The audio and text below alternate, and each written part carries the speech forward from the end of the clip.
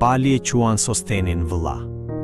Kur kërkojmë në shkrim emrin Sosten, ky emër shfaqet në 2 vende, në tekstin e sotëm dhe te Veprat e Apostujve 18. Është e mundur që Sosteni i përmendur këtu të jetë i njëjti person me Sostenin e Veprave 18. Kur Pali predikoi ungjillin në Korint, judejt e kapën dhe e çuan përpara prokonsullit Galion. Ka shumë gjasa që Sosteni, i cili ishte kreu i sinagogës, të ketë qenë i përfshirë në këtë ngjarje. Megjithatë, në mënyrë të habitshme, më vonë ai besoi në Jezu Krishtin dhe u bë vëlla i Palit. Kjo tregon se Pali ua predikoi ungjillin edhe atyre që e kundërshtonin dhe e përndiqnin.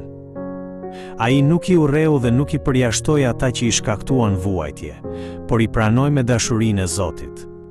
Kjo është fuqia e ungjillit dhe dashuria e Krishtit. Pali i quan besimtarët e kishës së Korintit shenjtor. Korinti ishte një qytet i njohur për degenerimin dhe imoralitetin e tij të madh. Edhe besimtarët e atjeshëm dikur kishin jetuar në mëkat dhe në dëshirat e mishit. Por ata dëgjuan ungjillin, u transformuan dhe u bën shenjtor. Kjo është fuqia e ungjillit dhe vullneti i Perëndisë.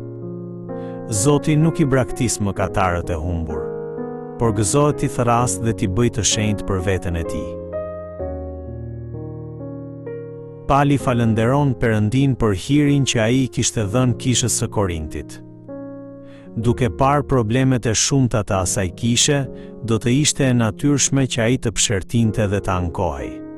Por Pali nuk u përqendrua te problemet, ai pa hirin e Perëndisë dhe gjeti arsye për të falënderuar. Kur shikojmë vetëm njerëzit dhe rrethanat, zemra jon mbushet me ankth dhe pakënaqësi. Por kur shikojmë Perëndin, kuptojmë sa i madh është hiri i tij dhe zemra jon mbushet me falënderim. Falënderimi është përgjigjja e atij që ka zbuluar hirin e Perëndisë.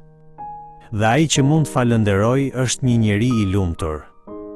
Është privilegji i besimtarit të jetojë me gëzim dhe paqe në Zotin, duke shijuar një jetë të lumtur pavarësisht rrethanave.